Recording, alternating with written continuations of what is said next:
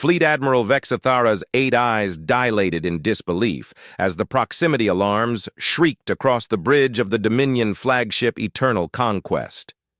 The massive Cytherian's exoskeleton clicked nervously as sensor data flooded the main display, showing an impossible sight. "Report!" she barked, her voice resonating through the crystalline command center. "Ma'am," stammered Navigation Prime Kilvos, his tentacles dancing frantically over bio-neural interfaces. "We're detecting a massive energy signature approximately 2,000 kilometers off our starboard flank. Classification: unknown. Unknown." In 3 centuries of galactic dominance, the hegemony had cataloged every species, every ship design, every technological signature in known space. There were no unknowns. "Visual confirmation," Vexithara commanded. The main screen shimmered, revealing a vessel that defied explanation. Sleek yet brutal, its hull gleamed with an unfamiliar metallic composite that seemed to absorb and reflect light simultaneously. The ship was massive, nearly matching the Eternal Conquest's 2-kilometer length, but its design philosophy was alien to everything in the hegemony's databases. "How long has it been there?" The Admiral's voice carried a dangerous edge. Sensor Prime Hixandra's carapace flushed deep purple with embarrassment. "Unknown, Admiral. Our scans show nothing. No energy signatures, no mass displacement, no gravitational distortion. According to our instruments, that space is empty. Yet we can see it with our own optical sensors?" "Affirmative. The contradiction is troubling."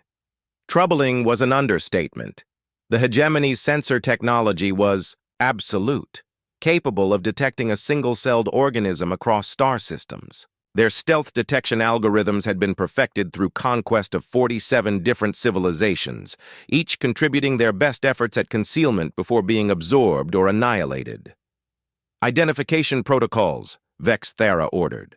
"Run every known configuration." Minutes passed as the ship's quantum processors worked through terabytes of data. Finally, the results appeared. Unknown configuration. No match found. "Admiral," Communications Prime Yelthanis interrupted, his bioluminescent patches flickering with urgent patterns. "We're receiving a transmission from the unknown vessel." On screen, the display shifted to show a being that sent ripples of unease through the bridge. Bipedal, with pale skin and strange fur sprouting from its cranium, it had only 2 optical organs positioned at the front of its head, a primitive arrangement that should have indicated a prey species. Yet something in its bearing suggested otherwise. "Greetings," the creature said in perfect galactic standard, its mouth parts moving in an unsettling fashion.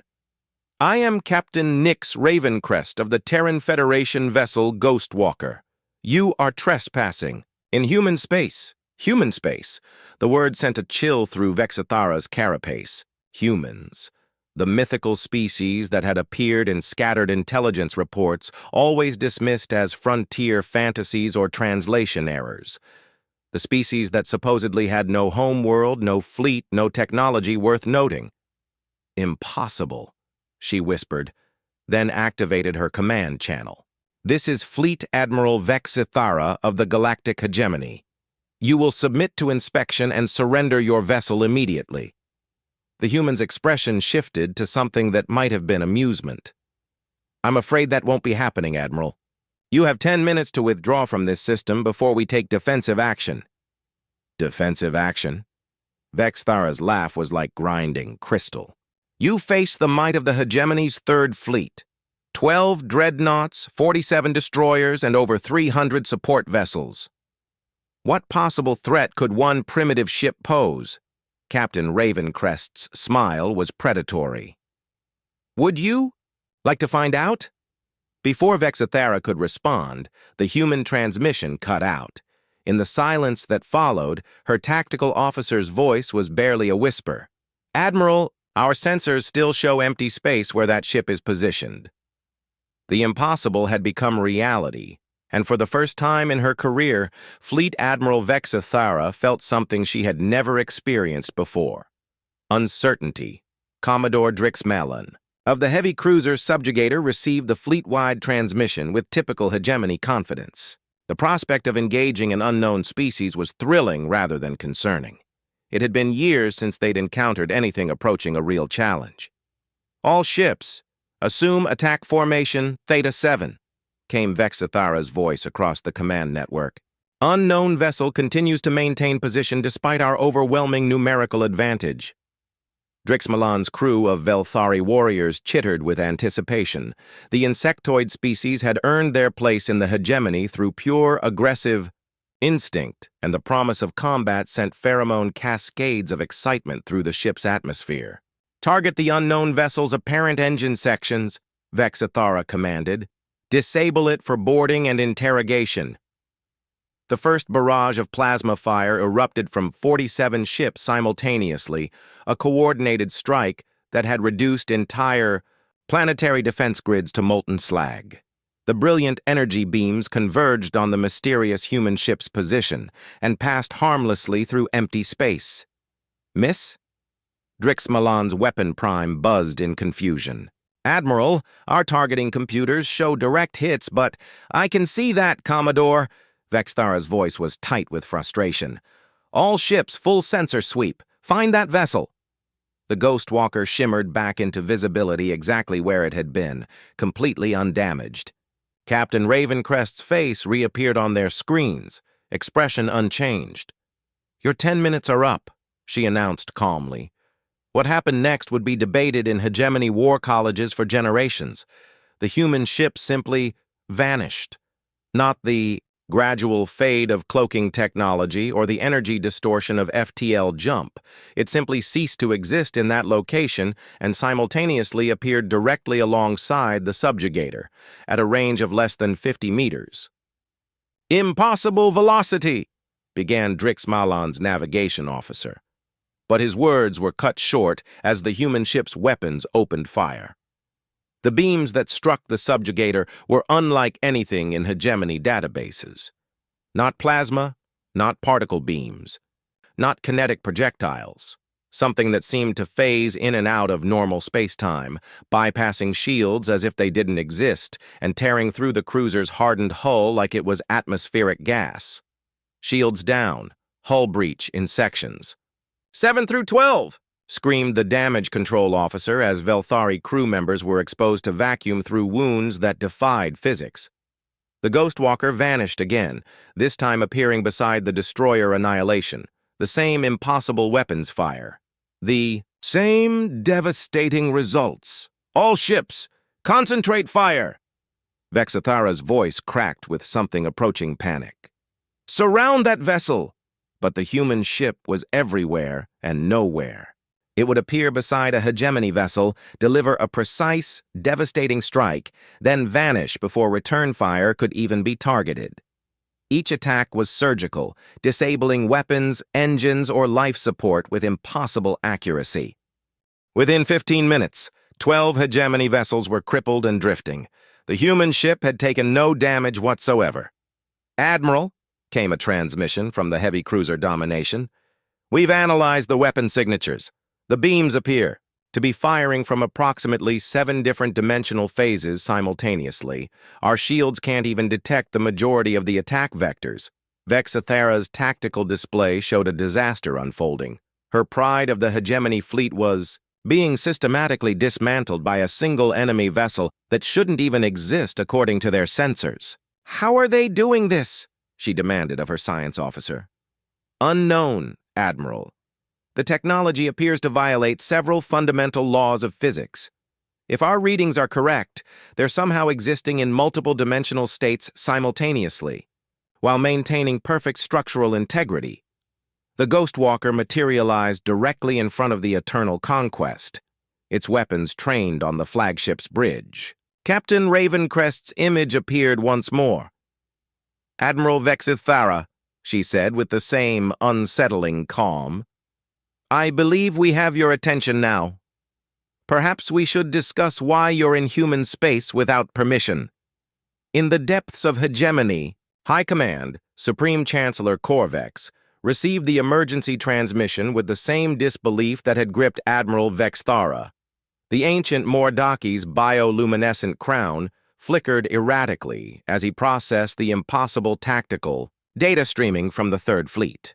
"Play it again," he commanded, his voice resonating through the crystalline chamber where the hegemony's highest-ranking officials had gathered in emergency session.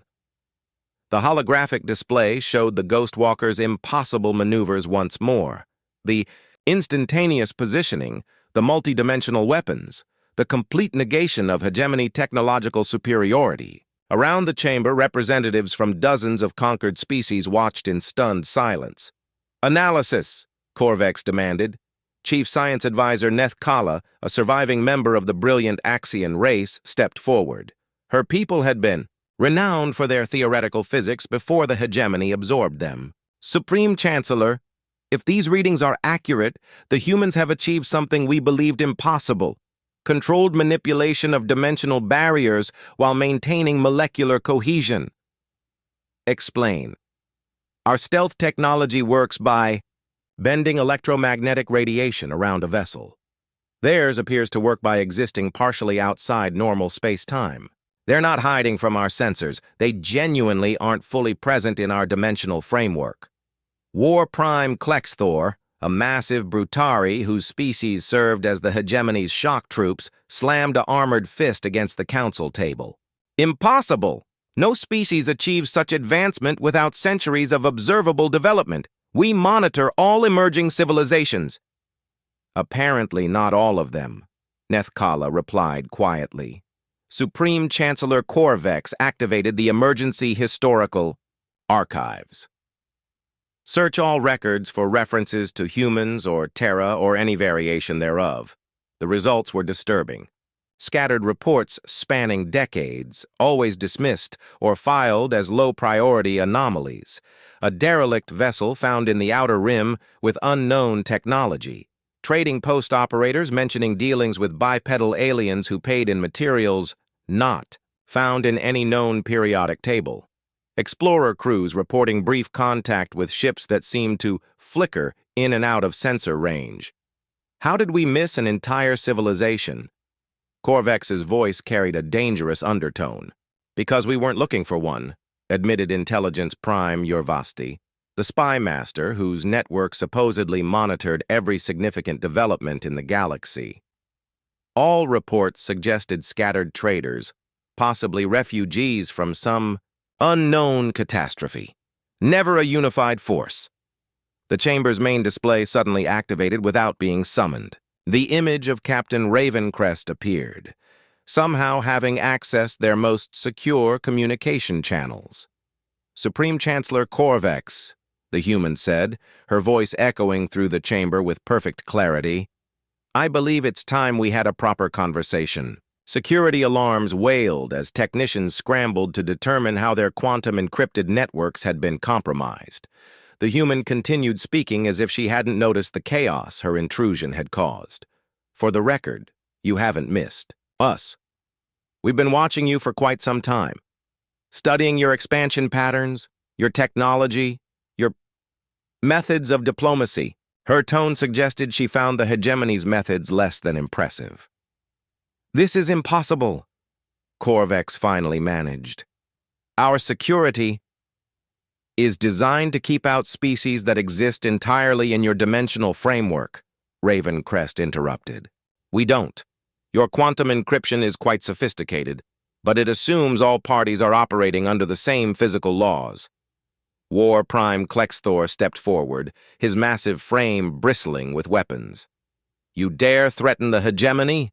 We have conquered 47 civilizations. Our fleets number in the thousands." 48, the human corrected. "You absorbed the Kepler Colony Confederacy last month, and your fleet numbers exactly 2,347 vessels if you count the scout ships currently in the Proxima sector." The precision of her intelligence sent chills through the assembled officials. If she knew their exact fleet strength. "What do you want?" Corvex asked, his bioluminescence dimming with something approaching defeat. "Initially, just to be left." alone. Humans prefer to avoid unnecessary conflict. Captain Ravencrest paused, her expression hardening.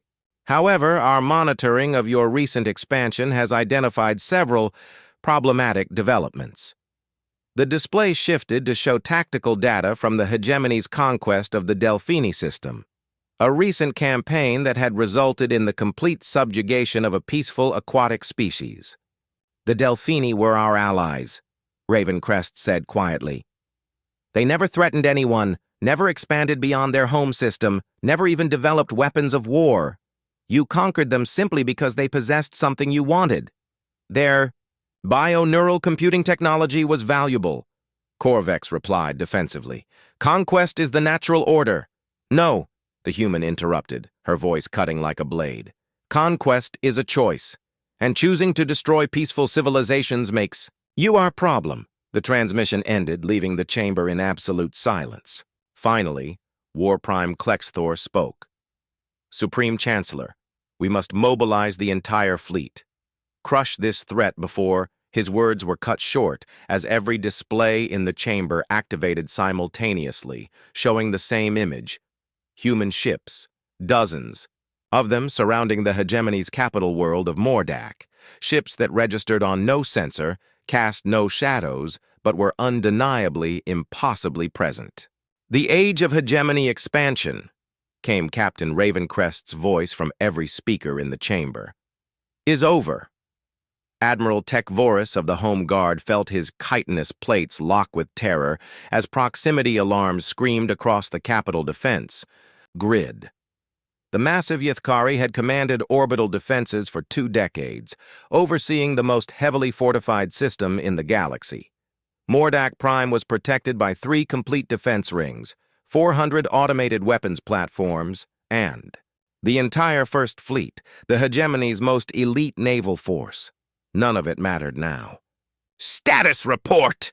he barked, his compound eyes struggling to process the tactical display that showed 43 unknown vessels maintaining perfect formation around the planet. "Sir," his sensor operator's voice quavered with disbelief. "Defense. Grid shows all clear. Automated systems report no threats detected. Visual confirmation shows..." She paused, mandibles clicking nervously. 43 vessels in impossible positions. The human ships were everywhere. Some hung motionless above major population centers. Others maintained station near orbital manufacturing facilities. The largest, a vessel that dwarfed even the hegemony's Fortress-class dreadnoughts, positioned itself directly above the capital city of Kethmoros, home to 6 billion beings. "Admiral," came the voice of Fleet Captain Morthex from the dreadnought Inevitable Victory. "Our targeting computers can't lock onto the enemy vessels. They're showing as empty space on all scanning frequencies." "Visual targeting?" "Attempted, sir. Plasma cannons fired at the nearest vessel. Beams passed through empty space. The ship is still there." Admiral Tekvoris felt something his species had evolved to never experience. Absolute helplessness. "Open a channel to Supreme Command." The response came immediately. "Admiral, maintain defensive positions but do not, repeat, do not initiate hostilities. We are attempting diplomatic contact with beings who had somehow infiltrated the most secure system in the galaxy without triggering a single alarm." "Admiral," his communications officer interrupted, "incoming transmission from the large vessel. It's being broadcast on every frequency simultaneously to every ship and station in the system." The main display activated, showing a human different from Captain Ravencrest. This one was older, with silver streaking through his dark hair and eyes that held the weight of vast experience. When he spoke, his voice carried quiet authority that somehow reminded Tekvoris of the ancient war leaders his people still sang about in their ancestral memories. "I am Fleet Admiral Kairos Nightfall of the Terran Federation Navy," the human announced. "To the people of Mordak Prime and the Hegemony forces currently targeting my ships. We come not as conquerors, but as a reckoning. He paused, allowing the implications to settle across thousands of vessels and billions of minds. For decades, we have watched your empire expand. We have observed your methods. We have cataloged your victims. The display behind him shifted to show images. The glassed remains of worlds that had resisted hegemony rule, the enslaved populations of conquered species, the systematic destruction of cultures that refused to conform. We tried isolation, Admiral Nightfall continued. We tried to simply avoid your expansion corridors. We hoped that a galaxy was vast enough for both our peoples to coexist without conflict. The images changed again, showing recent hegemony conquests. The peaceful Delphini, their cities flooded, and their survivors forced into labor camps. The artistic Viridians, their entire cultural heritage, declared non-productive and systematically erased. The scientific Kepler colonies, their research, stations converted to weapons production facilities. But you made that impossible, Nightfall said, his voice hardening. Each conquest, each atrocity, each systematic destruction of peaceful civilizations forced us to a decision we had hoped to avoid. Admiral Tekvoris found his voice. Admiral Nightfall, I am Admiral Tekvoris of the Mordak Defense Force. Your presence here could be considered an act of war. The human's expression might have been sympathetic. Admiral, with respect, we are already at war. You simply didn't know it. Impossible. Our intelligence networks are impressive. Nightfall acknowledged. But they operate under certain assumptions. You assume all advanced civilizations follow predictable development patterns. You assume that spacefaring technology requires massive industrial infrastructure. You assume that any species capable of interstellar travel would be easily detectable. The display shifted to show star charts, but not as the hegemony had ever seen them. This map showed hidden structures, concealed installations, entire star systems that appeared empty on hegemony surveys, but were clearly inhabited by human civilization. We've been here all along, Nightfall explained. Not hiding, existing in the spaces between your awareness. Your sensors look for energy signatures, mass displacement, electromagnetic radiation. You've built your entire detection grid around the assumption that physics works the same way for everyone. And it doesn't? Tekvoris asked, though he already knew the answer. Not for us. The human admiral gestured, and one of the ships near Mordak's third moon seemed to fold in on itself, revealing glimpses of impossible architecture that existed in dimensions the Yithkari brain couldn't fully process. We learned long ago that the universe has more dimensions than most species ever discover. We learned to build there, to live there, to move through spaces that don't technically exist in your framework of reality. The strategic implications hit Tekvoris like a physical blow. An enemy that could exist partially outside normal space-time, that could observe without being observed, that could strike from directions that didn't exist. What do you want? He whispered. Fleet Admiral Nightfall's expression was steady, implacable. Justice, Admiral. For the Delphini, for the Viridians. For every species you've conquered, enslaved, or destroyed. He paused. And an end to the hegemony's age of expansion.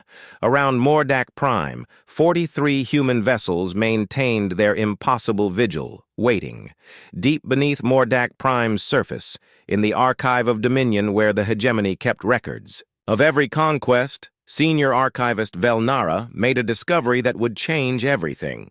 The ancient Codexian's photosynthetic skin pulsed with patterns of distress as she accessed files that hadn't been opened in over a century. Impossible, she whispered, her voice echoing through the crystalline data chambers. The files were from the early days of hegemony expansion, when they had been merely one aggressive species among many, before they had perfected the art of systematic conquest. Buried in routine exploration reports was a section marked Dimensional Anomalies, Unresolved. Star system after star system showed the same notation. Survey incomplete. Sensor malfunctions in sectors 7 to 12. Gravitational readings inconsistent with visual observations. Recommend follow-up survey. Equipment failure suspected. But there had never been equipment failures. The early hegemony explorers had encountered the edges of human space and simply hadn't been able to perceive it properly. Archive to Supreme Command, Velnara activated the emergency channel. Priority 1 intelligence discovery. Within minutes, Supreme Chancellor Korvex's image appeared on her private screen. The ancient ruler's bioluminescence was cycling through patterns of extreme stress. What have you found, Archivist? Sir, the humans. They've been watching us since our 2nd century of expansion. We have over 600 reports of sensor malfunctions and equipment failures that now make perfect sense. She transmitted the files. They let us expand around them. They've been studying us for centuries. The implication was staggering. Every hegemony strategy, every technological development, every military doctrine had been observed and analyzed by an advanced civilization that had remained completely hidden. Sir? Velnara continued, her voice barely steady. There's more. I've found references to direct contact. Show me. The files that appeared were classified at the highest levels, accessible only to Supreme Chancellors and their designated archivists. Reports of diplomatic missions that had simply vanished. Contact attempts that had resulted in entire exploration. Fleets being found weeks later, their crews unconscious, and their computers wiped clean except for single messages. Go back. They tried to warn us off, Korvex realized. Multiple times. The massacre at Kepler 7th, we assumed it was internal. Resistance. But the weapon signatures, they match what Admiral Vexathara reported from the Ghostwalker. Above them, in the Supreme Command Chamber, emergency sessions continued as reports flooded in from across the Empire. The humans weren't just at Mordak Prime. Their ships had appeared at every major hegemony installation simultaneously. Military, bases, shipyards, administrative centers, resource extraction facilities, all of them surrounded, all of them under the guns of vessels that barely existed. Status report from all sectors, Korvex commanded as he returned to the main chamber. The responses painted a picture of absolute strategic defeat. Admiral Vexathara, still recovering from her fleet's encounter with the Ghostwalker, provided the tactical assessment. Supreme Chancellor, we estimate 43 human vessels at the capital, but intelligence suggests this represents less than 1% of their total naval capacity. Long-range sensors are detecting dimensional distortions throughout the galaxy, potentially thousands of additional ships maintaining concealed positions. War Prime Klexthor's report was even more disturbing. All hegemony military installations are compromised. Human vessels maintain firing positions on our primary shipyards, training facilities, and command centers. Any attempt at fleet concentration would be detected and interdicted before completion. And our allies? Korvex asked, though he suspected. The answer. Intelligence Prime Yorvasthi's bioluminescence dimmed with shame. Sir, preliminary reports suggest that 17 of our client species have been contacted directly by human representatives. Early intelligence indicates they're being offered alternatives to hegemony membership. The implications were clear. The humans weren't just demonstrating military superiority. They were systematically dismantling the political structure that held the hegemony together. Supreme Chancellor, came a new voice from the chamber's communication array. Fleet Admiral Nightfall's image appeared, his expression grave but not unkind. I believe you've had time to assess your situation, the human said. Before we proceed, I want you to understand something important. This fleet, these ships surrounding your worlds and bases, they're not our entire military force. They're not even our primary battle fleet. Korvax felt his bioluminescence flicker with dread. Then what are they? They're our diplomatic corps, Nightfall replied. The ships and crews we send when we want to have a conversation without anyone getting hurt. Our actual military ships are less accommodating. The chamber fell silent as the implications sank in. These vessels that had effortlessly neutralized the hegemony's finest fleet, that had achieved impossible strategic positions throughout the galaxy, that had demonstrated technology beyond their comprehension, they were diplomats. What are your terms? Korvax asked, his voice barely above a whisper. Fleet Admiral Nightfall's expression softened slightly. We'll discuss that shortly, but first I think you should meet some of the people you've conquered. They have things they'd like to say. The display changed, showing faces that Korvax recognized from intelligence reports. Leaders of species the hegemony had absorbed or destroyed. But they were alive, healthy, and standing aboard human vessels. The age of hegemony dominance was ending, but perhaps something better was about to begin. In the observation deck of the Human Vessel Redemption's Edge, Kilara of the Delphini floated in a specially designed aquatic chamber, her gill slits fluttering with emotions too complex for land-dwelling species to understand. Through the transparent aluminum, she watched. Mordek Prime turning slowly below, the seat of the empire that had destroyed her world 6 months ago. The humans found us in the deep space refugee convoys, she transmitted to the assembled council of survivors aboard the fleet. Ships full of our people, fleeing through the void with nowhere to go. They offered us sanctuary, asked for nothing. In return, except our stories. Beside her chamber, Elder Thrixon of the Viridian Collective, his crystalline form refracting light in patterns of ancient grief, added his testimony. They came to us when our homeworld was declared a cultural wasteland and marked for strip mining. Saved 60 million of our people. Preserved our art forms, our music, our memory crystals. Why? Because they said beauty shouldn't die for profit. Commander Silathon of the former Kepler Confederacy, her cybernetic implants still bearing the scars of hegemony reprocessing, spoke with barely controlled anger. 3 billion people reduced to slave labor in the mining colonies. The humans didn't just rescue us, they gave us back our dignity.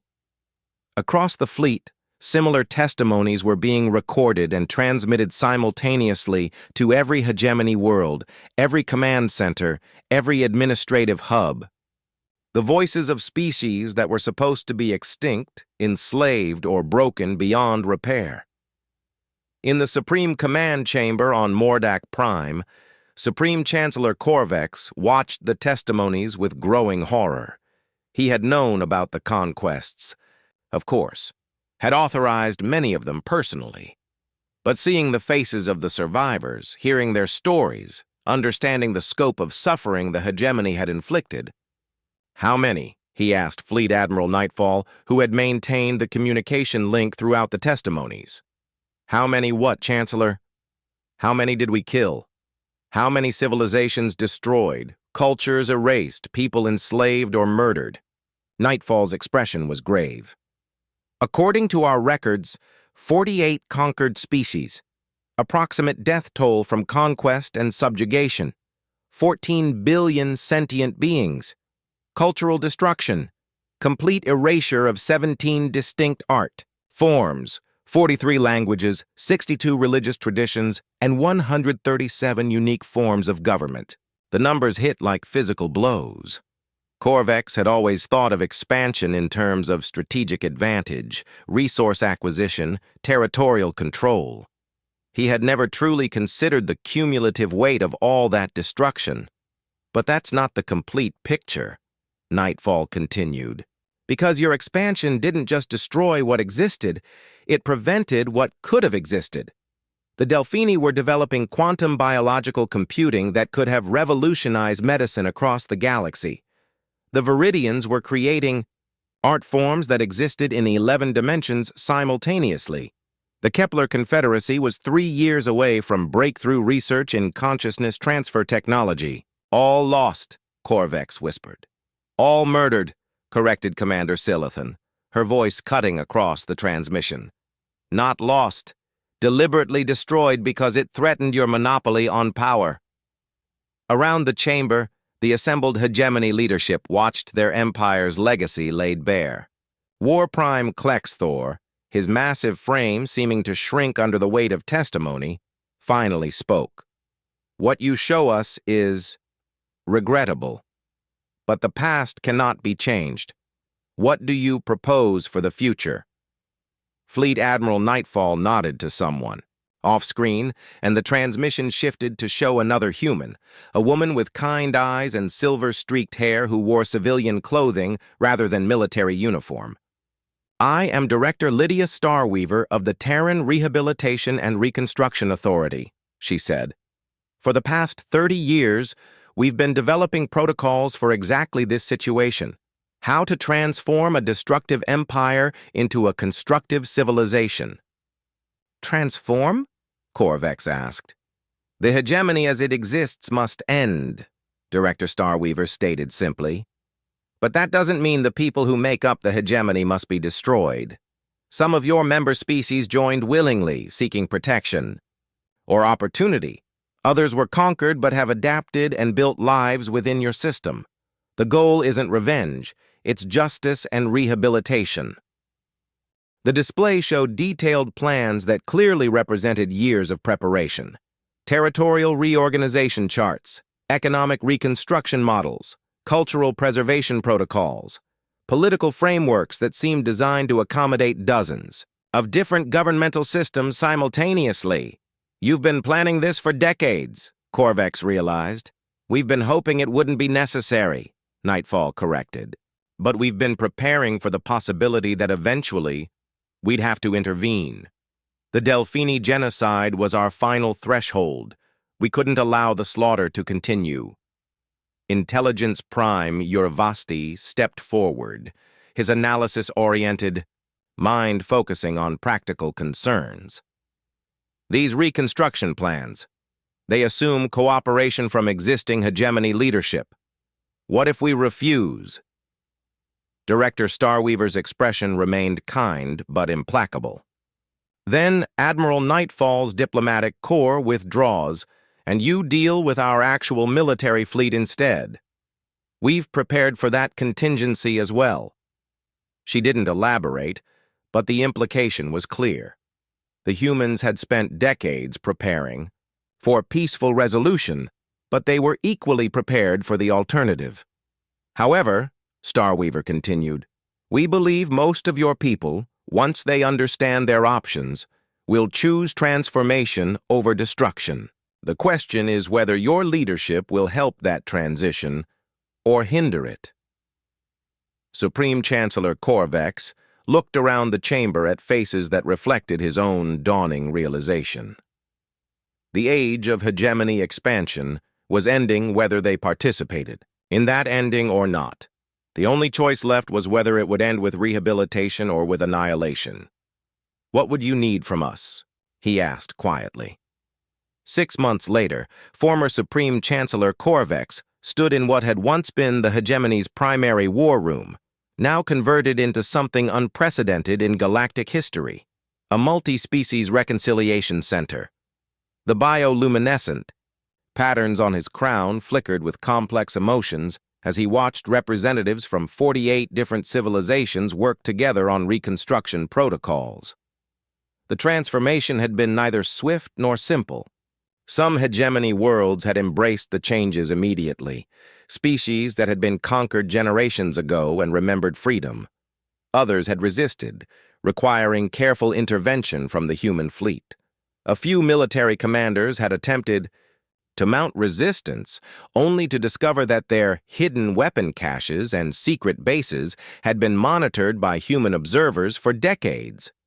But gradually, impossibly, it was working.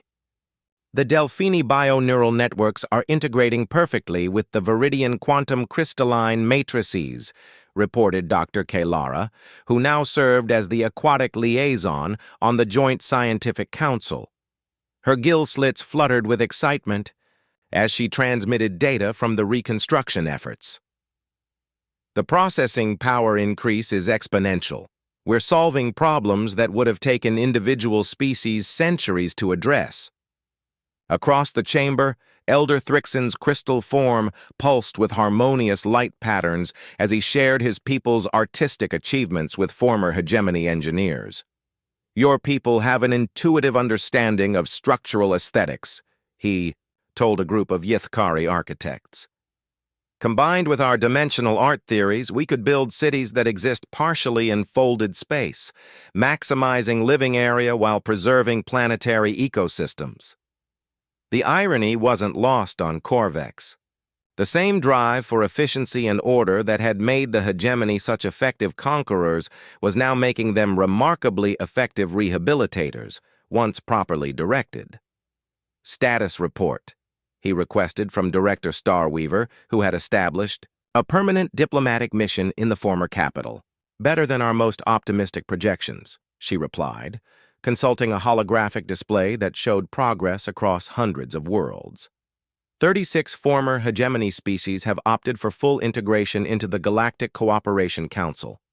8 have chosen independent reconstruction with human technical support. 4 are requesting complete cultural restoration to pre-conquest conditions. And resistance movements? Starweaver's expression grew more serious. 12 incidents in the past month, all from former military leadership who refused to accept the new paradigm.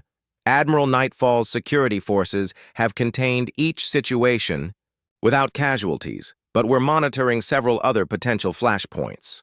Corvex nodded grimly. He had expected resistance from some quarters. War Prime Klexthor had been among the most vocal opponents until the humans had shown him detailed recordings of Brutari civilians thriving in the new cooperative settlements. His own people healthier and happier than they had been under the old military hierarchy. There's something else, Starweaver continued. We've been analyzing the long-term psychological profiles of hegemony leadership, and we think we've identified why your expansion became so aggressive. She activated a display showing sociological data spanning centuries. The Mordaki, your founding species, originally evolved as a collective organism. Individual identity was subordinate to the needs of the group. When you encountered other species, your instinct was to absorb them into your collective, not to coexist as separate entities. You're saying our conquests were biological imperative? Corvex asked. Initially, yes, but as you absorbed species with different psychological frameworks, your collective decision-making process became corrupted. Instead of true group consciousness, you developed a hierarchy that mimicked collective thinking while actually serving the interests of those at the top. The analysis was disturbing in its accuracy. Corvex could trace the gradual shift from early hegemony expansion, which had genuinely sought to improve the lives of absorbed species, to the later conquests that had been driven by resource acquisition and territorial control. The good news, Starweaver continued, is that the underlying collective instincts are still there. They just need to be properly channeled. Instead of absorbing other species, you can learn to cooperate with them while maintaining your essential nature. A soft chime indicated an incoming priority transmission. The main display activated, showing Captain Ravencrest aboard the Ghostwalker, which was now serving as a mobile coordination center for the reconstruction efforts. Director Starweaver, Chancellor Corvex, she greeted them. I have news from the Outer Rim. The Zephyrian Empire has made contact. Corvex felt his bioluminescence dim with concern.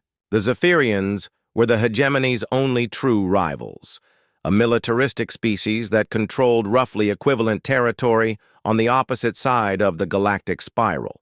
Their expansion had been temporarily halted by the need to monitor hegemony territory, but if they learned of the hegemony's dissolution, they're requesting a meeting, Ravencrest continued.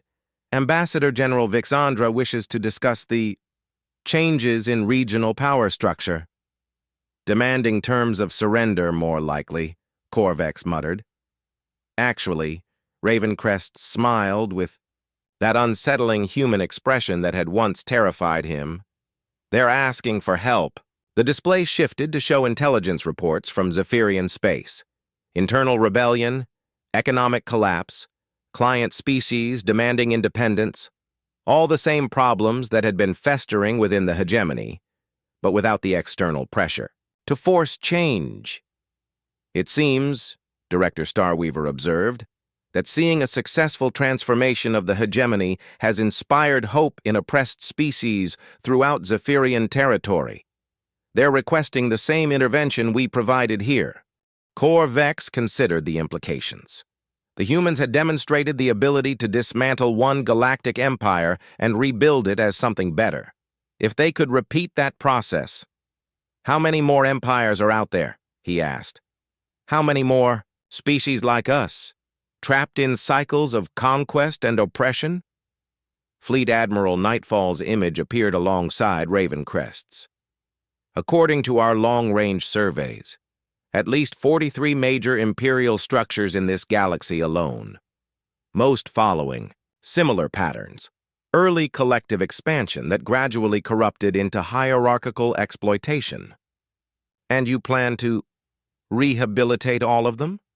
If they'll let us, Nightfall replied. The universe is vast enough for everyone, but only if we can learn to share it properly. A new voice joined the conversation, Elder Thrixon, his crystalline form resonating with harmonious frequencies. Chancellor, if I may suggest, the hegemony's logistical expertise combined with human dimensional technology could make the rehabilitation process far more efficient. We could help? Help dismantle other empires? Help transform them, corrected Dr. Kilara. The same way we were transformed, turn conquerors into builders, oppressors into liberators. Korvex looked around the chamber at the impossible sight of former enemies working together, creating something better than any of them could have achieved alone. 6 months ago, he had commanded an empire of slaves and feared subjects. Now he was part of something unprecedented, a truly cooperative galactic civilization. Director Starweaver, he said finally, I believe the former hegemony would like to formally apply for membership in your Galactic Cooperation Council. Her smile was radiant. Application approved, Chancellor. Welcome to the future. Outside the chamber's windows, human ships maintained their vigilant patrol around Mordak Prime. But they were no longer conquerors or occupiers. They were guardians, protecting a fragile new experiment in galactic cooperation. And across the galaxy, other empires watched and wondered if perhaps there was a better way to live among the stars. The age of conquest was ending. The age of cooperation had begun. Ambassador Korvex, he had chosen to retain his former title as a reminder of lessons learned, stood on the observation deck of the New Harmony, humanity's latest diplomatic vessel, as it approached the Andromedian Gateway. The massive structure, built through the combined efforts of 17 different species, would allow faster-than-light communication between galaxies. First contact protocols are ready, reported Captain Zara Void Whisper, the human officer commanding the Joint Exploration Mission.